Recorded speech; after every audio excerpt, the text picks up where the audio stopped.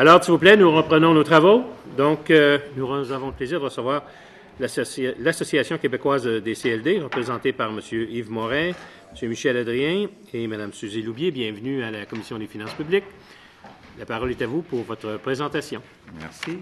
Monsieur le Président, Monsieur le ministre, Mesdames, Messieurs les députés, c'est un plaisir pour nous, l'Association des centres locaux de développement du Québec, d'être ici. On vous remercie.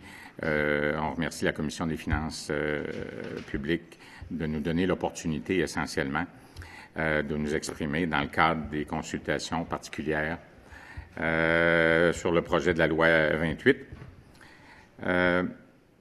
D'abord, vous dire que, bon, je suis Yves Morin, je suis président de l'Association des CLD du Québec, mais je suis aussi un entrepreneur, donc je suis bénévole à titre de président de l'Association des CLD.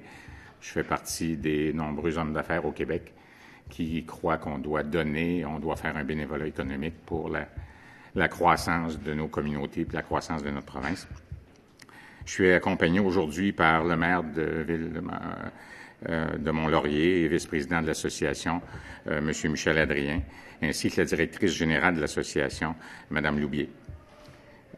D'entrée de jeu, vous ne serez pas surpris d'entendre que la CLDQ, qui jusqu'à récemment était un des principaux partenaires du gouvernement dans la mise en œuvre des politiques de développement économique dans les régions, affirme un profond désaccord avec plusieurs des éléments du projet de loi concernant le développement économique local et l'entrepreneuriat. À notre avis, évidemment, ce projet de loi-là, à certains égards, marque un recul important en matière de développement local et plus particulièrement sur le plan économique.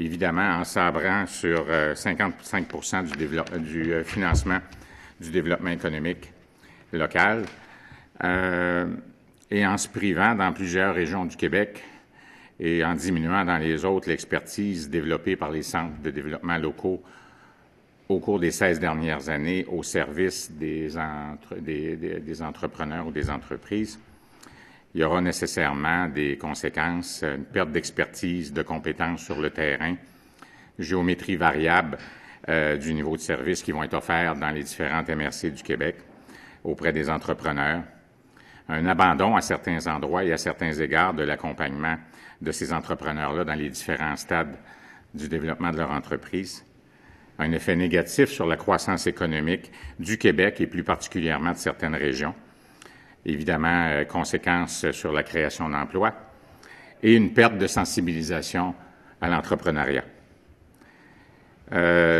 Ces éléments-là étaient le fondement même de la politique sur l'entrepreneuriat que votre gouvernement avait mis en place suite à des consultations et un consensus important à travers le Québec, à l'effet que l'entrepreneuriat était un moteur de développement économique essentiel et que le Québec avait accusé un certain recul.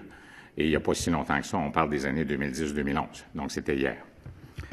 Les CLD ont développé une expertise en matière d'accompagnement des entrepreneurs dans les milieux, 1350 employés, 3000 bénévoles sur les comités d'investissement, sur les comités d'entreprise. Dans 120 CLD travaillaient sur le terrain et connaissaient parfaitement les besoins et les réalités de chacun des territoires et se sont avérés au cours des dernières années de précieux alliés en matière de développement économique. Il est évidemment fort regrettable de se priver aujourd'hui d'une quantité importante de ceux-ci et de l'expertise qu'ils ont développée à travers ces années-là. Et ça, pour une question budgétaire, évidemment, on ne parlait pas de dépenses, ici on parlait d'investir dans l'avenir du Québec. Rappelons que le rôle des CLD n'a jamais été de gérer un programme de financement ou des règlements, mais bien de fournir de l'expertise. Le rôle des CLD, c'est 80% dans l'accompagnement des entreprises, dans la création de richesses, dans la création de la faisabilité des différents projets des entrepreneurs, et c'est la production donc d'un soutien technique. Donc, il est évidemment un peu erroné de penser qu'il y avait 72 millions qui étaient investis pour gérer 25 millions de projets, de programmes de financement, puisque le financement, dans le cadre des CLD, était un des outils pour atteindre les objectifs de développement économique, non pas une fin en soi. Donc, je pense qu'il y a certaines personnes qui ont peut-être mal compris le rôle des CLD au Québec. Fait que si vous me permettez, j'aimerais vous dire ça faisait quoi un CLD, puis ça fait quoi encore, parce que, vous savez, il y en a encore beaucoup qui sont en place et qui vont continuer de rendre le service, parce que certaines MRC vont continuer d'y croire parce qu'elles y ont toujours cru. Depuis leur création, il y a 16 ans, les CLD exercent un mandat de développement local, une approche globale qui passe par un processus de diversification, d'enrichissement des activités économiques et sociales du territoire. On a évidemment des territoires qui sont différents, qui ont des potentiels différents, qui ont des moteurs différents de développement économique, et le rôle des CLD, ça a été évidemment de s'asseoir sur ces outils, sur ces avantages spécifiques à chacune des régions. Et l'implication bénévole des gens du milieu a été essentielle à s'assurer, évidemment, que les investissements, que les institutions financières, que les partenaires du milieu comprennent le plan de développement. Et c'était donc essentiel de s'assurer, à travers ce qu'on appelle les palais, les plans locaux de développement de l'emploi et de l'économie, que chacune des régions avait un plan de développement qui lui allait en fonction de sa réalité. La majorité des employés d'un CLD est directement impliquée en soutien à l'entrepreneuriat. CLD offre l'ensemble des services de première ligne, dont un entrepreneur privé ou une collectivité, un projet d'économie sociale ou encore même culturelle a besoin dans une région pour voir le jour, pour vivre et pour survivre. Les 120 CLD du Québec ont répondu ou répondent à 30 000 demandes d'aide technique par année. Et les professionnels d'un CLD prennent soin d'évaluer le profil puis les besoins de l'entrepreneur, de lui offrir l'information nécessaire pour le diriger, de faire du référencement vers différentes ressources externes, que ce soit dans n'importe quel domaine d'expertise, de mettre à la disposition de l'entrepreneur de la formation, d'accompagner techniquement et financièrement l'entrepreneur dans sa réalisation de son projet d'entreprise, son plan d'affaires, même souvent de l'accompagner dans l'exercice de son financement. Et souvent d'effectuer les suivis nécessaires sur la situation de l'entreprise en aval pour s'assurer évidemment de la survie et de favoriser les opportunités d'expansion. Donc, une relation régulière avec l'entrepreneur pour s'assurer que le Québec puisse compter sur les effets les plus complets de sa croissance partout dans les régions du Québec. En d'autres mots, le CLD aide l'entrepreneur à valider son projet d'affaires, préparer son plan d'affaires, élaborer un montage, trouver, si nécessaire, des arrangements relativement à des terrains, des locaux, faciliter son intégration dans le milieu et rechercher des partenaires souvent spécialisés qui peuvent venir compléter la compétence de l'entrepreneur pour réussir son projet. Aussi, les CLD sont souvent un partenaire qui va aider l'entrepreneur à trouver des investisseurs, à trouver des partenaires financiers qui sont nécessaires en capital de risque ou autre, à faire en sorte que le projet puisse passer l'étape de démarrage. En somme, un entrepreneur peut s'adresser à son CLD, quel que soit le stade de développement où il en est. Et il n'est pas rare qu'un entrepreneur soit accompagné lors du prédémarrage ou des phases de croissance ou tout au long de sa vie d'entreprise par son CLD local. Donc, on ne parle pas ici seulement de démarrage d'entreprise, on parle souvent à travers le Québec d'un accompagnement stratégique de l'entreprise, d'une complicité entre l'acteur de développement économique local et l'entrepreneur. En toute logique, ce même entrepreneur pourrait éventuellement être accompagné pour préparer son plan de relève, une relation de confiance qui s'est établie entre l'entrepreneur et son représentant de CLD permet souvent de prévoir et d'anticiper les besoins à l'égard de la relève d'entreprises québécoises, ce qui est aussi un élément moteur par rapport au développement économique. La relation de confiance qui est ainsi bâtie fait en sorte que le taux de survie des entreprises, évidemment, est grandement amélioré. Et normalement, on parle d'un taux de survie de 35 % dans des conditions régulières. l'accompagnement des CLD a permis au Québec d'augmenter à 70 % les taux de survie. Et au cours des dernières années, ces statistiques-là et ces résultats-là ont été documentés et mesurés par le gouvernement, par les ministères concernés. Donc, notre intervention aujourd'hui vise sur 5 éléments: la cohérence territoriale, l'expertise des services techniques aux entrepreneurs, le soutien financier aux entrepreneurs, l'autonomie municipale et l'information en période de transition. Monsieur Morin. Oui. Nous souhaitons donc, évidemment, que le gouvernement, à cette étape-ci, compte tenu que, évidemment, les gestes ont été posés à l'égard des CLD. Certains ont connu certains dommages, d'autres survivront et survivront bien. Que les mesures de transition soient connues le plus rapidement possible et qu'on ne laisse pas les entrepreneurs ou encore les structures de développement en blanc à travers le Québec pour pas que le Québec subisse les contre-coups d'une période de flottement ou d'un flou administratif à l'égard du développement économique. Merci beaucoup, M. Morin. Nous allons débuter immédiatement nos échanges avec les parlementaires. Monsieur le ministre. Merci, Monsieur le Président. Merci d'être là. Monsieur, je m'excuse, n'est pas Morin. là. Morin et Madame Loubier et Monsieur Adrien. Oui, je suis dans la mauvaise page. Merci d'être là.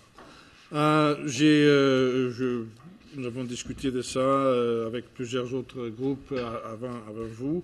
Je tiens à vous souligner que moi aussi, je trouve que l'importance de l'entrepreneuriat et le développement de l'entrepreneuriat au Québec est une des clés de notre développement économique et que c'est particulièrement important en région. C'est dans cet esprit-là, d'ailleurs, que nous faisons les transformations que nous sommes en train de faire pour nous assurer que ce support-là va être guidé, va être conduit par les MRC. Nous pensons que les MRC, donc les élus locaux, sont le véhicule le plus approprié pour conduire ça. En ce qui concerne spécifiquement les CLD, évidemment,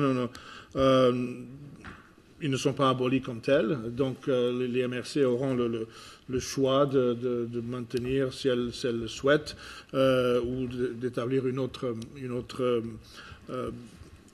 formulation. La question que j'ai, vous avez mentionné que vous étiez bénévole dans ce processus-là. J'aimerais que si vous pourriez nous décrire ici un peu comment ce genre de bénévolat-là, d'implication dans l'économie locale, comment ça peut se poursuivre maintenant si une MRC décide de maintenir son CLD, bon, très bien, mais si les MRC décident d'aller dans une autre direction, comment vous voyez le rôle de quelqu'un comme vous, par exemple? Monsieur Morin. Merci, Monsieur le Président. Écoutez, d'entrée de jeu, je vous dirais que mon implication bénévole a été sollicitée par d'autres gens d'affaires de la communauté. Donc, généralement, évidemment, quand les gens d'affaires se mobilisent ensemble au service de l'économie d'une région, généralement, évidemment, ils le font pas nécessairement comme étant un comité ou comme un outil d'une administration municipale. Je pense que les gens d'affaires sont rarement présents ou invités à siéger sur des commissions municipales et le développement économique. Et ce qui intéresse généralement les bénévoles d'affaires, c'est de pouvoir être impliqués directement dans l'évaluation des dossiers, l'évaluation des investissements, l'accompagnement des entreprises dans leur plan d'affaires, le mentorat, des éléments donc qui font en sorte d'avoir un rôle qui est concret à l'endroit des entreprises.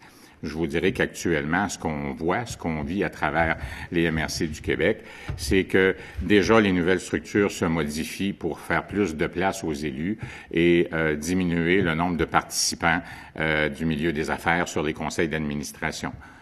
il y a encore un flou très important à savoir si les comités d'investissement vont survivre ou encore si les octrois d'aide ou de subventions vont être dirigés par les élus municipaux, ce qui est fort inquiétant, entre autres. Et évidemment, je vous dirais que le message qui a été reçu par l'ensemble de la communauté d'affaires à travers la façon dont les choses ont été véhiculées, c'était que l'intervention du milieu des affaires ou des gens d'affaires bénévoles comme moi était peut-être pas requise, qu'on avait les outils au gouvernement pour prendre en charge le développement économique et que les élus municipaux étaient capables de se substituer à ce travail-là. Et moi, je vous dirais, je pense que le bénévolat économique, je pense que le travail que des gens d'affaires font au service des autres entreprises, c'est quelque chose que le Québec n'a pas les moyens de se payer d'une façon professionnelle et que si on décourage l'engagement des partenaires privés ou des individus, on fait fausse route. Et jusqu'à maintenant, je vous dirais, c'est l'effet qui s'est produit au cours des derniers mois, et particulièrement dans mon cas, je vous dirais, un petit peu, et je le vois au conseil d'administration du CLD de Longueuil où je siège, où j'étais président, je le vois un petit peu partout.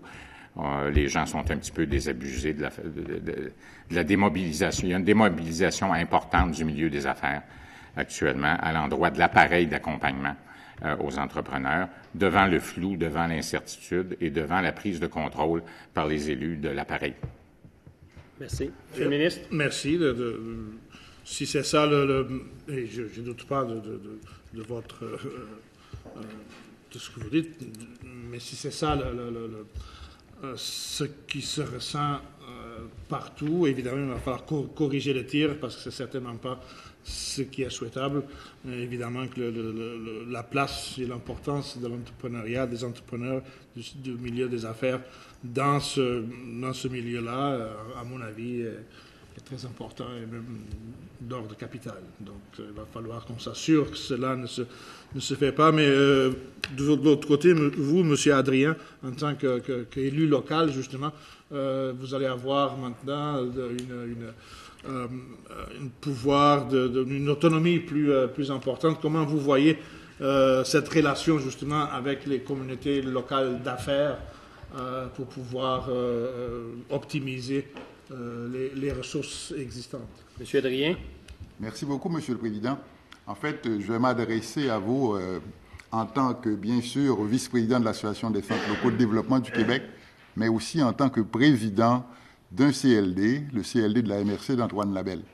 Et chez nous, on a fait le choix de conserver le CLD, et ça a été un choix unanime, parce qu'on estime que, minimalement, la société civile doit avoir la capacité d'être partie prenante des décisions qui seront prises pour le développement de notre MRC au plan économique.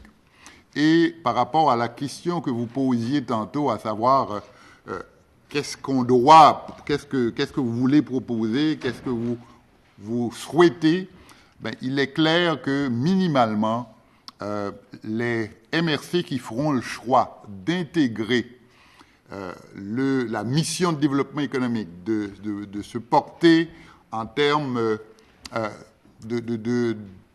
d'avaler en quelque part ce service-là au sein de leur organisation, je pense que minimalement, il va falloir que la société civile participe par l'intermédiaire des comités d'investissement.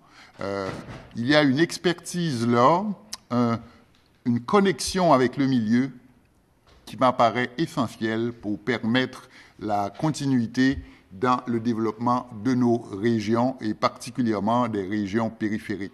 Vous savez, la réalité dans ces régions-là est loin d'être comparable aux grands centres urbains où il y a peut-être quelquefois une multitude d'organisations qui s'occupent de développement économique. Dans nos régions, dans les régions périphériques du Québec, particulièrement, le CLD était un élément central de concertation, une organisation qui mobilisait l'ensemble de la société civile.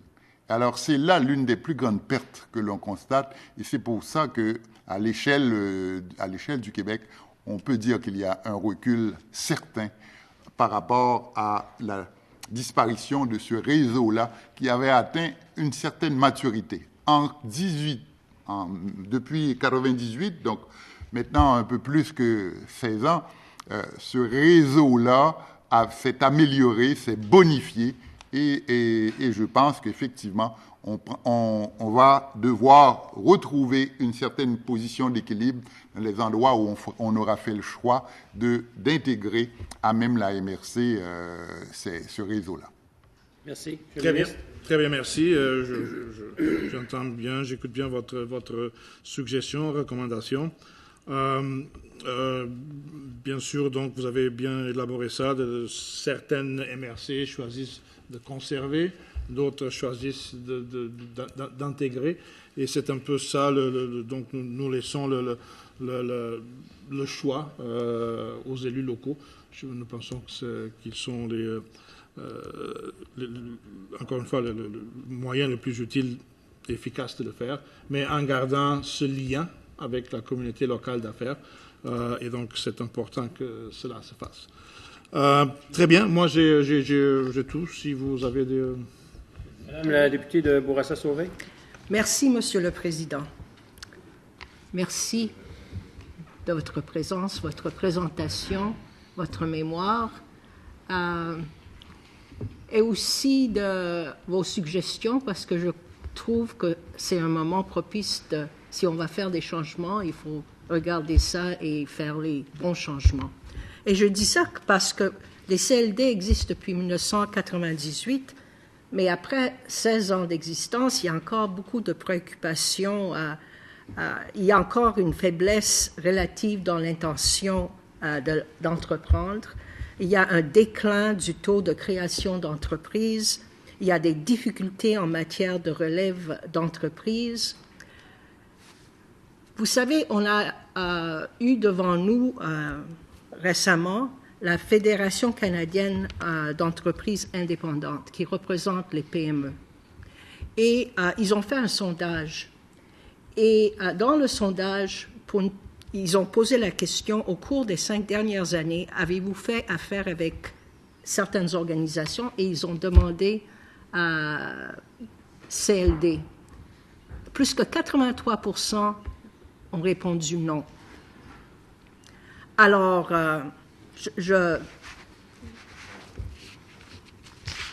17% ont répondu oui, mais je ne sais pas c'était quoi, à quel point ils ont fait affaire avec le CLD. Vous dites que c'est pas que le seul rôle c'est pas de gérer des fonds, mais quand on a 100 millions de dollars et 75 millions, c'est pour l'administration et 25 millions c'est pour des prêts directs. Dans le privé, on regarderait ça et on se poserait des questions. C'est vrai, il y a aussi l'accompagnement. Mais cet accompagnement, au moins ce que j'ai vu et c'est vrai, c'était dans une petite vitrine, et c'est pas partout au Québec, j'ai trouvé que ce n'était pas vraiment le type d'accompagnement qui allait faire réussir les entreprises qui ont demandé un accompagnement. Et donc, peut-être il y a à revoir cet aspect-là et l'améliorer. Peut-être dans votre cas où vous êtes, les services ont été très, très bien, mais ce n'était pas égal partout. Alors, comment on peut saisir ce moment-ci pour faire mieux? Monsieur Morin. Madame, d'abord, Monsieur le Président, je m'excuse.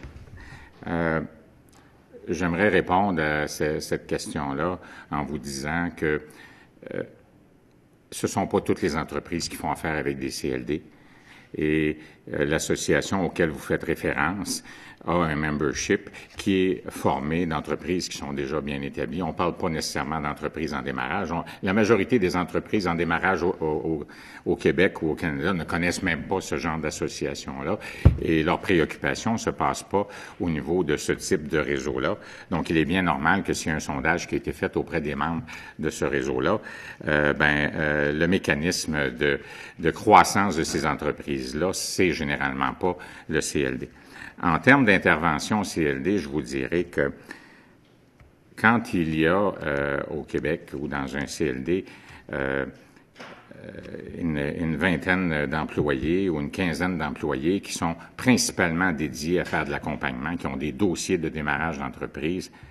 Le temps où la plus grosse portion des dépenses d'un CLD, c'est les salaires d'accompagnement. 80% du budget des CLD au Québec, sont pas des salaires administratifs. Dans chacun des CLD, il y a une réceptionniste et puis une personne qui s'occupe de la comptabilité à peine au niveau administratif. Le reste, ce sont des interventions directement dans le milieu, en termes d'animation du milieu, en termes de promotion et surtout en termes d'intervention auprès des entreprises, monter des plans d'affaires, aider les entreprises à progresser dans leur développement et les accompagner dans ce processus-là. Et ce que je vous dirais, c'est que la plus grande perte actuellement du Québec, c'est cet accompagnement-là qui risque d'être déficient partout à l'échelle du Québec.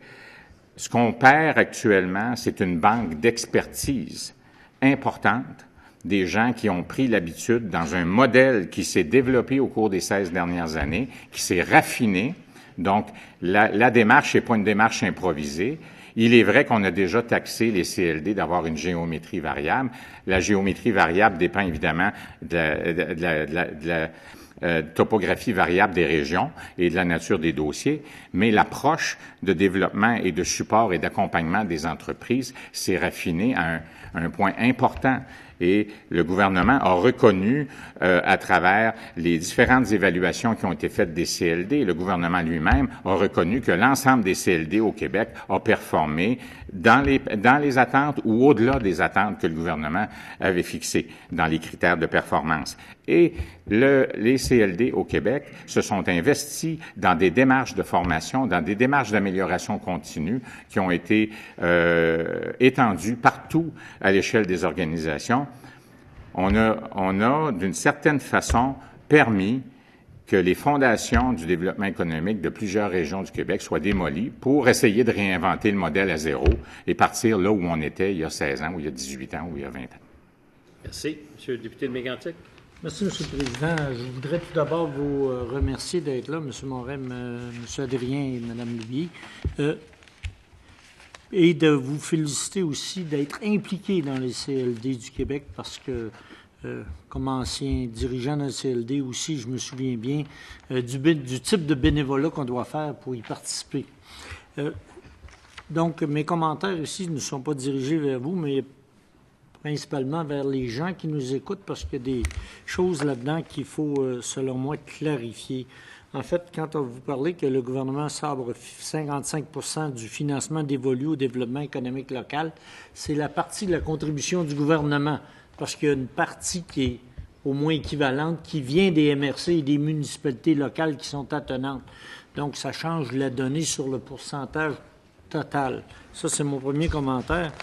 La deuxième chose, c'est qu'il est très clair, puis je peux comprendre qu'à Longueuil et dans plusieurs régions du Québec, les CLD avaient des opérations qui étaient relativement bien structurées, bien opérantes, mais dans beaucoup de CLD, de MRC, il y avait aussi des opérations qui étaient, disons-le, à géométrie très variable.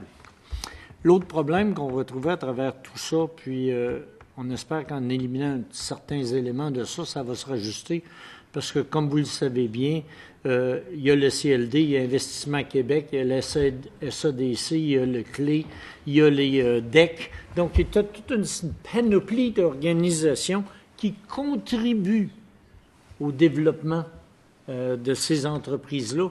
Et ça, là, souvent, ça crée des confusions pour les entrepreneurs, pour les démarreurs d'entreprise. Et moi, j'aimerais ça vous entendre sur comment vous voyez le futur à l'intérieur de ça, en comprenant très bien qu'on l'a vu avec des groupes qu'on a rencontrés, entre autres la FQM et l'UQM, qui déjà commencent à trouver des solutions, des innovations, des choses intéressantes, mais il ne faut surtout pas perdre les entrepreneurs dans le parcours, là. Ça, c'est fondamental.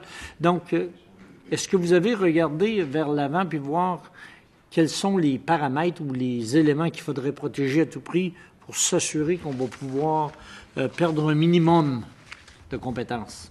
M. Morin. Merci, M. le Président. Bien, dans un premier temps, je vous dirais que le maintien des compétences s'exprime normalement dans la continuité ou dans la transition, ce qu'on n'a pas la chance de vivre actuellement. L'Association des CLD du Québec n'aura plus de moyens de se financer à partir de la semaine prochaine et n'existera plus à toute fin pratique. Et ce que je veux vous mettre en garde essentiellement, c'est que si on veut éliminer ce que vous avez appelé la géométrie variable, c'est pas en laissant chacune des organisations dans chacun des territoires créer son propre modèle de développement économique. Je pense qu'il y a un encadrement qui est essentiel au niveau des mécanismes de planification, de vision de développement économique qui doit être suggéré à tout le moins et encouragé pour faire en sorte qu'on ne se retrouve pas dans une géométrie plus que variable, d'une part. Et je vous faisais référence au palais tout à l'heure. C'est un outil essentiel et ce serait fort dommage que l'exercice actuel laisse place à toutes sortes d'improvisations alors que on a travaillé pendant les 16 dernières années à faire comprendre à l'ensemble des administrations municipales ou des milieux l'importance d'avoir un seul plan de développement économique, une seule stratégie, non pas une stratégie par organisation, mais bel et bien une stratégie par région. Merci. Oui, M. Adrien. Peut-être pour revenir sur la question du pourcentage, effectivement, il y a eu une affirmation à l'effet qu'on coupait 55% du financement et compte tenu que c'était la portion gouvernementale, ça ne représentait pas effectivement 55% du budget d'un CLD. Et c'est tout à fait vrai. Mais par contre, ça représente quelque chose entre 25 et 30% du budget global de ce CLD, ce qui fait que, inévitablement, ça se traduit par une diminution des effectifs dédiés à l'accompagnement. Dans la plupart des cas, on n'a pas fait un décompte exhaustif, mais la portion du budget qui a été coupée n'a pas été réinjectée par les municipalités membres de cette MRC. Donc, ce qui fait forcément, compte tenu des explications qui ont été données à l'effet que la majeure partie du budget est affectée au personnel, donc ce personnel va inévitablement être substantiellement réduit, ce qui se traduira donc par une baisse de la prestation au niveau de l'accompagnement des entrepreneurs. Mais l'autre élément que je veux juste soumettre, c'est qu'actuellement, à cause de ce qui se passe, il y a une relative incertitude. Il y a un flou qui fait que, compte tenu que beaucoup de MRC sont dans une période d'attente, de repositionnement, inévitablement, les dossiers en cours en pâtissent. Ça m'apparaît être de l'ordre de l'évidence, chacun attendant de se positionner de manière définitive. Oui, Monsieur le député de Portneuf. Merci, Monsieur le Président. 2 minutes. Monsieur Adrien, ça me fait plaisir de vous retrouver comme ex-maire. On a siégé ensemble. Et alors, rapidement, j'aurais plus... Oh, maire. Oui, moi, je le suis plus. Rapidement, là, parce qu'il me reste tellement de dire. Monsieur le Président, vous avez mentionné que vous avez 5 dossiers qui étaient importants, dont un qui est sur les mesures de transition. J'aimerais que vous puissiez me répondre à savoir comment vous voyez les mesures de transition dans un contexte où les CLD sont appelés à jouer un rôle différemment et à changer aussi de structure. M. Morin. Écoutez, l'inquiétude sur la transition, vous comprendrez bien, et sur la continuité de certains dossiers qui ont été initiés, qui ont été pris en charge par des agents de développement qui ont développé la connaissance et la complicité avec l'entreprise et qui, du jour au lendemain, se retrouvent sans emploi et les entreprises, donc, nécessairement sans accompagnement.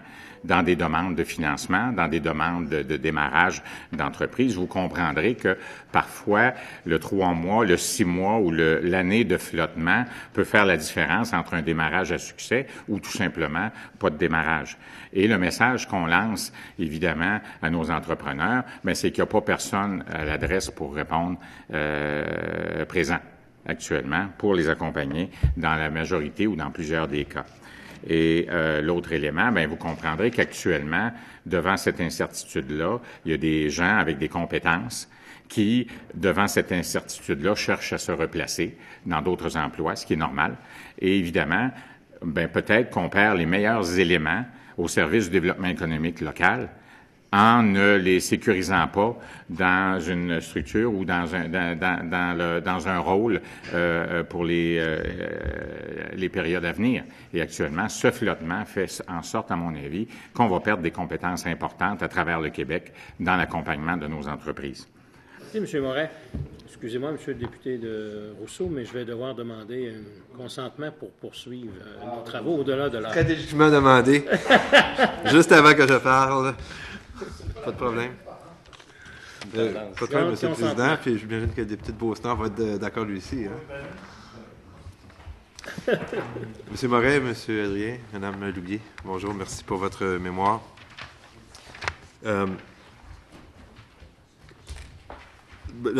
Je voudrais juste revenir sur ce dont a parlé la députée de Bourassa-Sauvé, le sondage de la FCI. Puis, question à laquelle, d'ailleurs, vous aviez fort bien répondu, M. Moret. Mais moi, j'aurais aimé ajouter que dans le sondage en question, il était dit que les entreprises membres de la FCI connaissaient à 70 % les CLD, ce qui est un très fort taux de notoriété. Et évidemment, à partir du moment où on n'en est qu'une fois, en tout cas, c'est l'espoir qu'on a quand on est en affaires, et puis qu'essentiellement, vous fournissez des services de démarrage, il est assez naturel qu'on ne vous utilise pas à tous les 2 ans ou à tous les 3 ans. Alors, vous aidez à croître ou c'est pour qui ça va bien. Enfin, bref, je voulais simplement dire que vous avez fourni une bonne réponse, mais je voulais en ajouter et vous dire que le taux de notoriété de 70 % pour une structure quand même, hein, pour une organisation qui est petite. Souvent, les CLD, c'est entre 5 et 10 personnes. Et effectivement, c'est quand même un taux de notoriété très, très élevé, d'après moi.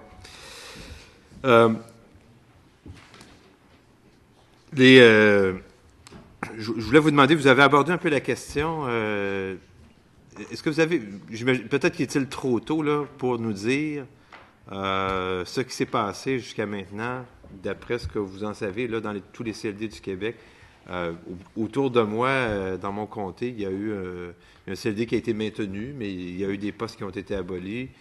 J'en connais d'autres. J'en connais un autre qui a été effectivement intégré carrément à la MRC. Puis les pertes d'emploi se situent autour de 4, donc je dirais en moyenne, là, dans ces 3 CLD-là, 4 ou 5 personnes là, qui étaient des accompagnateurs d'entreprises qui tout simplement quittent. Sans compter l'expertise des bénévoles qui profitaient à nos entreprises. Avez-vous fait un relevé, même si, évidemment, il se voudrait temporaire, puis qui ne serait pas complet, de ce qui s'est produit jusqu'à ce jour-là? Combien de MRC ont choisi de maintenir le CLD, puis de lui déléguer les pouvoirs, puis combien ont choisi d'intégrer les services dans la structure MRC? M. Moret? À ce jour, je vous dirais qu'il y a la moitié, donc, des 120 CLD qui ont fait l'objet carrément d'une fin d'opération, fin de vie.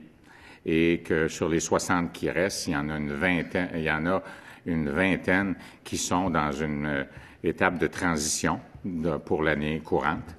Et que, à la fin de l'exercice, notre estimé, c'est qu'il restera une quarantaine de CLD au Québec.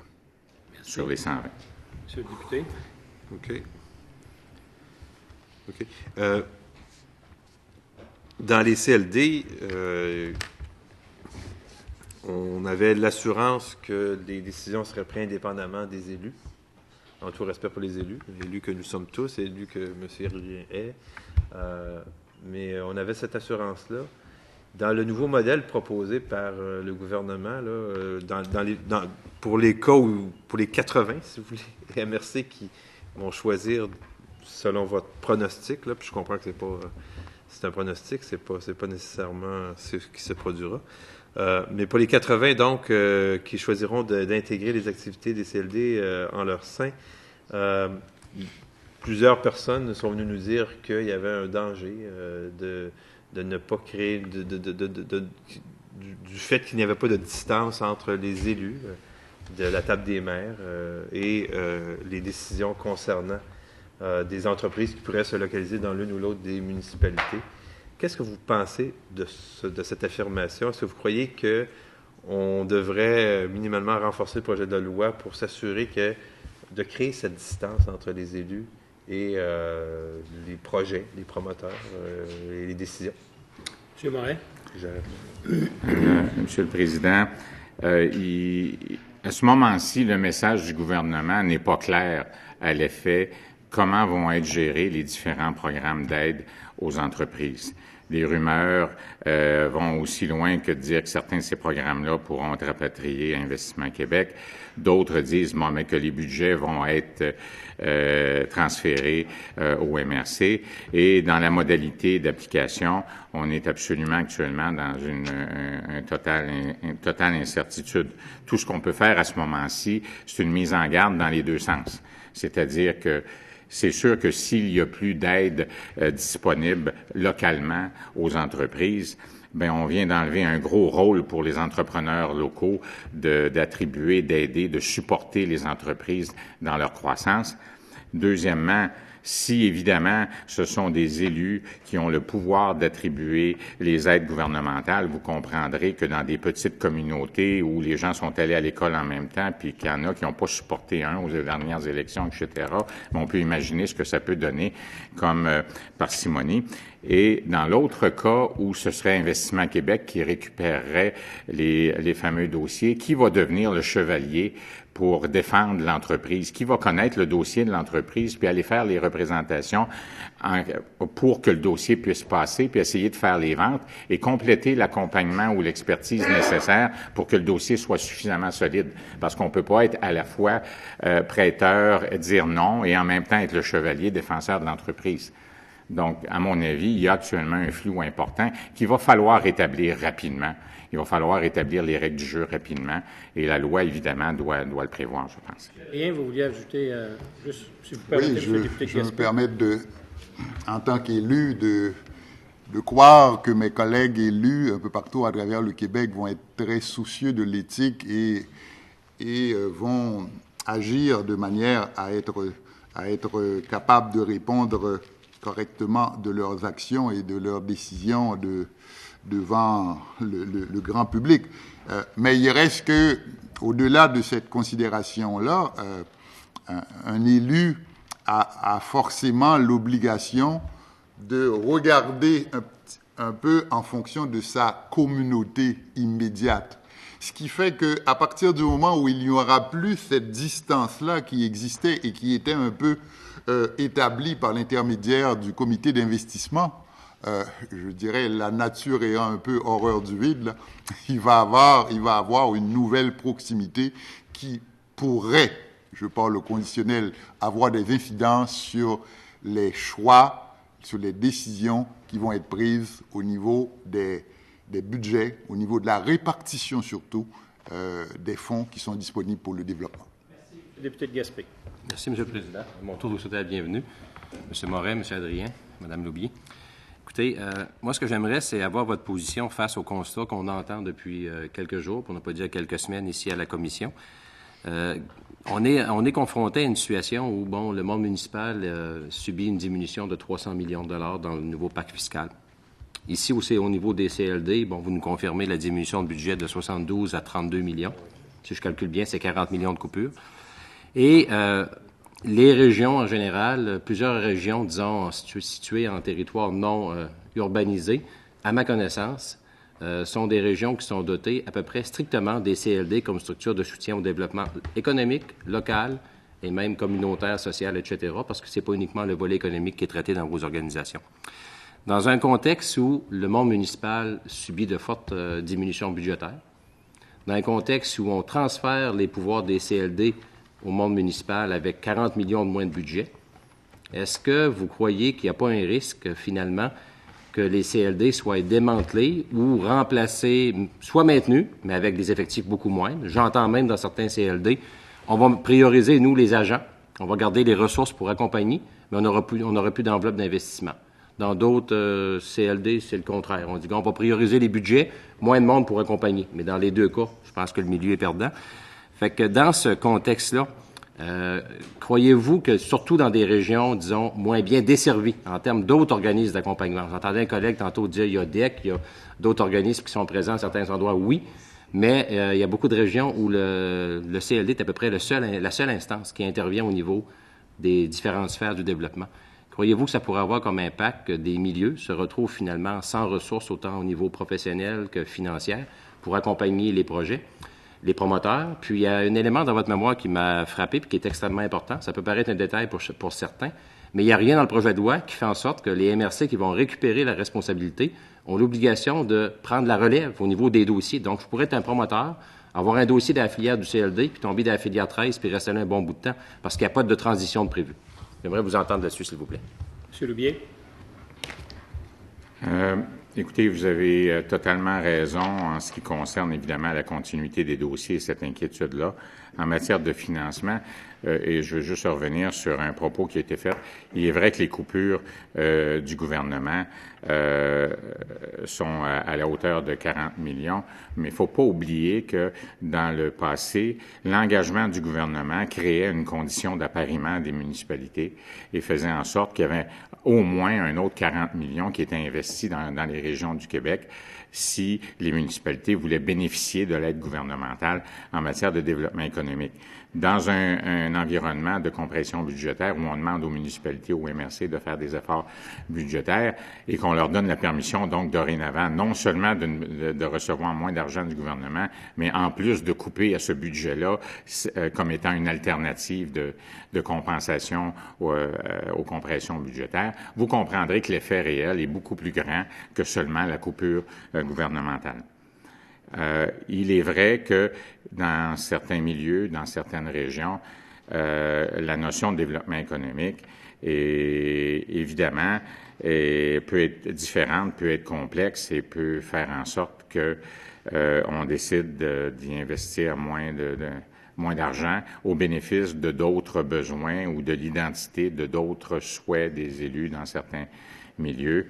Ça dépend toujours, évidemment, des visions court terme, long terme des différents élus dans les différents territoires. Et c'est pour ça qu'il est important pour moi que le gouvernement du Québec continue à offrir aux MRC ou aux différentes régions un modèle de développement économique fort et qu'on ne laisse pas totalement les MRC à leur sort en matière de développement économique. M. Moret, parce qu'il reste peu de temps, mais le député de Sanguinet aura une question à poser. Je vous en prie. Je veux lui permettre de la faire. On va vous revenir, M. Nicole. Combien on a de temps, M. le Président? M. Adrien, c'est-à-dire. Il reste environ 3 minutes. OK, merci, M. le Président. Écoutez, j'aurais beaucoup de choses à dire sur les CLD parce que je crois beaucoup à votre mission. J'ai été élu en 2012 pour la première fois. Mon comté couvre, il y a 2 CLD qui touchent à mon comté.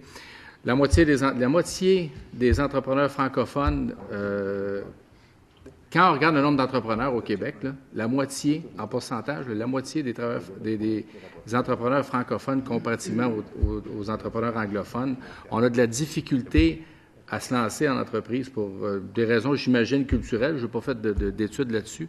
Mais on est beaucoup moins entrepreneurs, 2 fois moins entrepreneurs que le reste du Canada, que les anglophones du Québec. Alors, on a besoin d'un CLD qui nous aide justement à démarrer. Puis là, on ne parle pas des petites et des moyennes entreprises, on parle des petites entreprises, des gens qui arrivent des fois au CLD, sont tout seuls, puis veulent se créer leur propre emploi et se lancent en entreprise. Puis des fois, c'est des belles histoires qui commencent comme ça. Moi, là, quand j'écoute les gens de l'autre côté qui nous expliquent que c'est pas si pire l'argent, puis ainsi de suite, bon, il y a d'autres façons de trouver du financement. Ben moi, là, je veux dire, on n'a pas besoin d'un doctorat en économie pour savoir que quand on coupe 55 %, les services sont amoindris, là. On s'entend là-dessus. Puis moi, je sais que ce que vous faites comme travail au niveau de l'entrepreneuriat, c'est extrêmement important. Moi, je le côtoie à mon CLD. Je les vois régulièrement. Je les trouve formidables, puis je trouve qu'ils font un très beau travail. Je suis là souvent. Puis moi, juste après l'élection, je fais toujours mon tour, rencontrer mon monde, et je suis allé voir mes 2 CLD. J'ai rencontré les directeurs généraux, le directeur général puis la directrice générale de chacun des CLD. Et je leur parlais, j'ai écouté, qu'est-ce que vous attendez du mandat qui s'en vient, puis comment je pourrais vous aider, justement, quelles sont vos priorités. Et les 2 me disaient qu'ils avaient confiance en l'avenir. Et là, je vous parle au mois de mai, là, à peu près. Là.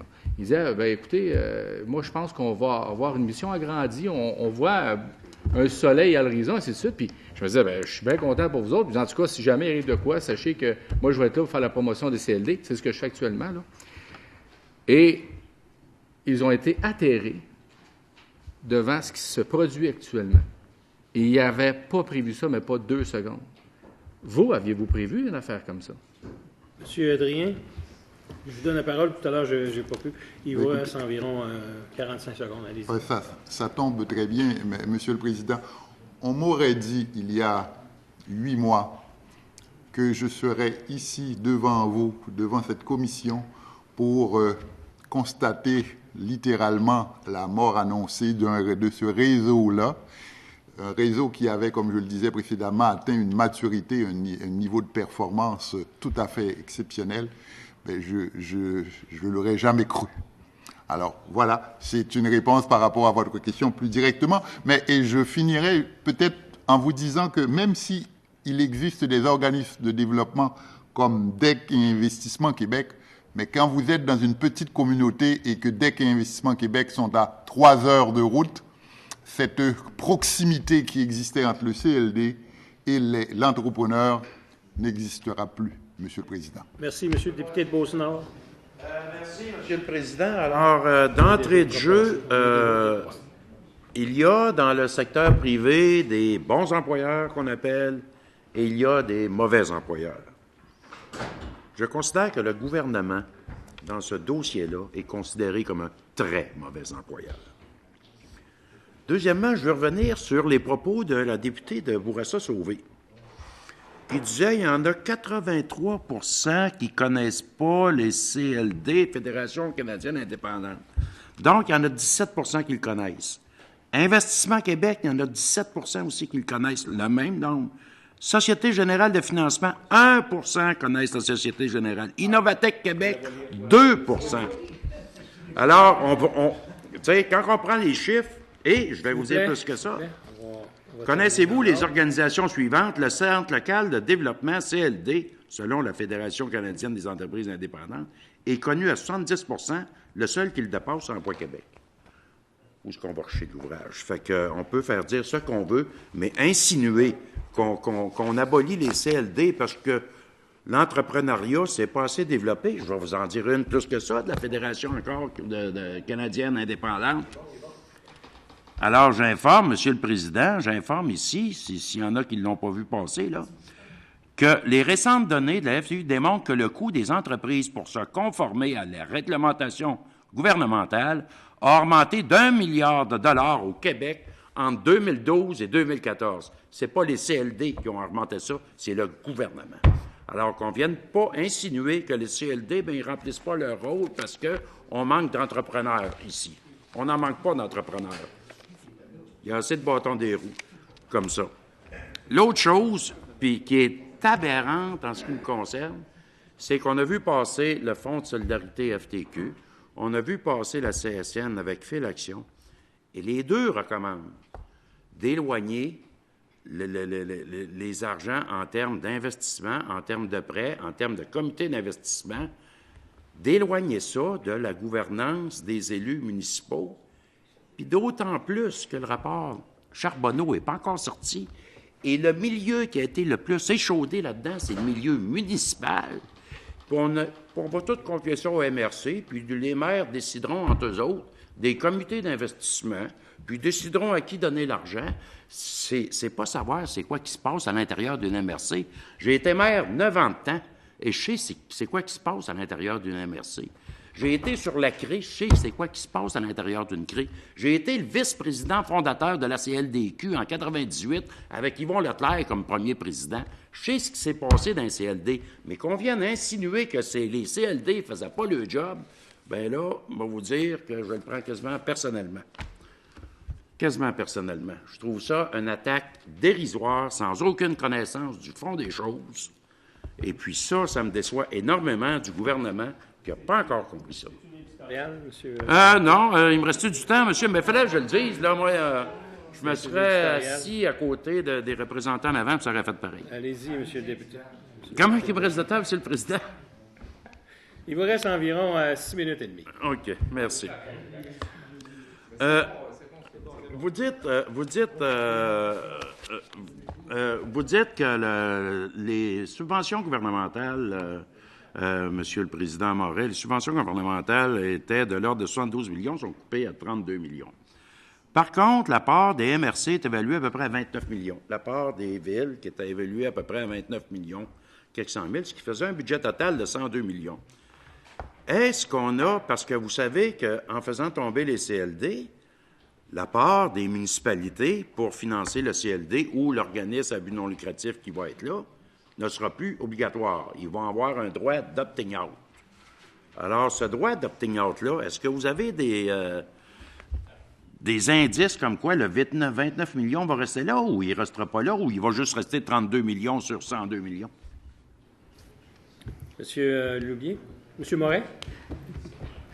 De toute évidence, écoutez, avec la statistique que je vous donnais tout à l'heure, à l'effet qu'il y avait 50 des CLD qui étaient déjà en disparition, vous avez une réponse à l'égard des budgets qui vont être affectés. On ne sait pas quelle portion de ce budget-là va être réaffectée en matière de développement économique, puisque c'est discrétionnaire à chacune des MRC. On ose espérer, donc, il va y avoir un montant qui va correspondre à la proportionnalité des CLD qui vont rester. Mais il y a une très forte probabilité que la contribution des municipalités ou des MRC va aussi diminuer, même dans les CLD restants. Loubier? Oui, merci, Monsieur le Président.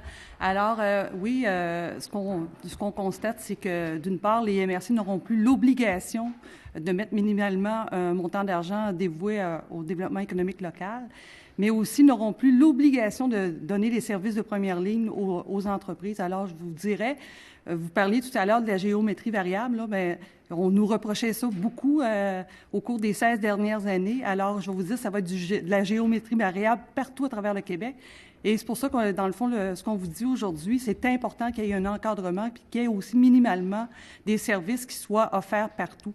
On comprend que la volonté gouvernementale, c'est de laisser au palier local le choix du modèle, mais ce qu'on vous dit, c'est que minimalement, il devrait y avoir, c'est ça, dans les ententes, parce que probablement quand vous allez transférer l'argent, c'est ça qu'ils disaient, des obligations. On avait mis en place un modèle au niveau des services de première ligne. Je veux juste vous rappeler que c'était le mandat qu'on avait d'offrir des services de première ligne aux entrepreneurs, aux entreprises. Mais on avait demandé à un moment donné aux instances gouvernementales de nous dire c'est quoi des services de première ligne. Et je vais vous dire, on n'a même pas eu la réponse. C'est nous qui avons déterminé comme réseau c'était quoi un service de première ligne. Alors, si vous voulez, on peut vous faire suivre toute notre démarche d'amélioration continue qu'on a mis en place avec notre réseau au cours des dernières années. Et je pense que ce serait important pour s'assurer qu'il n'y ait pas de, comme on dit, de vide qui soit créé dans toutes les différentes régions du Québec de s'en référer. La dernière chose, moi, ce que je trouve un peu désolant, c'est qu'un entrepreneur qui va être dans une MRC n'aura pas le même niveau de service que l'autre entrepreneur qui va être dans une MRC juste à côté. Alors, vous comprendrez, c'est ça, la géométrie variable qu'il va y avoir s'il n'y a pas de règles, s'il n'y a pas d'ententes qui sont prises à l'égard des MRC. Merci. Merci, Mme Loubier. Monsieur le député? Oui, on a, je l'ai lu au complet, votre très beau mémoire. On n'a pas parlé beaucoup de mentorat, Monsieur le Président. Alors qu'on sait que le mentorat avait été initié par les CLD, le mentorat d'entreprise, et on connaît le succès pour une jeune entreprise d'avoir un mentor sur ses taux de succès les premières 5 années et tout. Alors ça, est-ce que ça va passer dans la moulinette aussi, ou si est-ce que ça passe ça dans le désabusement des entrepreneurs face au flou créé par la politique gouvernementale? M. Moret?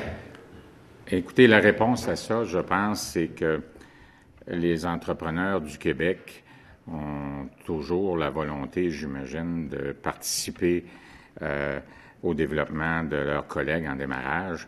L'encadrement dans lequel ça va se faire, le cadre dans lequel ça va se faire va devoir évoluer, va devoir changer. Jusqu'à maintenant, on a encouragé plusieurs organismes au Québec à jouer des rôles en mentorat, que ce soit les chambres de commerce, que ce soit les CLD. À un moment donné, il y avait des collaborations de compétences des CLD au service du mentorat des chambres de commerce, etc. Donc, je rejoins la proposition du gouvernement à l'effet, effectivement, qu'il y a plusieurs organismes à un moment donné où il y a eu des chevauchements pour différents motifs. Mais, évidemment, comme les autres éléments de développement économique, comme la stratégie de développement économique, chacune des régions va avoir besoin d'un modèle. Le rôle du gouvernement devrait être de suggérer ce modèle de développement économique fort et la contribution du gouvernement devrait être aussi d'y ajouter de l'intelligence en matière de développement économique, de l'intelligence en matière aussi de connaissance des marchés. Jadis, le gouvernement fournissait à chacune des régions, à l'époque où j'étais commissaire industriel, il y a de ça 20-25 ans, des conseils sectoriels précieux, pointus sur des secteurs d'activité. Il y avait une présence d'intelligence de marché, autant à l'international qu'à l'échelle locale, qui était beaucoup plus approfondie qu'aujourd'hui. Le gouvernement a un rôle à jouer pour supporter ces entrepreneurs et surtout supporter dans chacune des régions l'accompagnement de ces entrepreneurs-là d'une façon organisée et structurée, non pas ad lib. Merci. 30 secondes. 30 secondes. Eh bien, écoutez, je remercie beaucoup la CLDQ et j'espère que Monsieur le ministre des Finances a pris des notes pour pouvoir transmettre aux acquis de droit les doléances et les inquiétudes de l'Association des CLD qui représente évidemment toutes les régions du Québec. Merci beaucoup. Merci, M. Morin. Merci, Mme Loubier, M. Adrien, de votre participation à la Commission des finances publiques. Donc, compte tenu de l'heure, je lève la séance et la Commission ajourne ses travaux au mardi 10 février à 10 heures.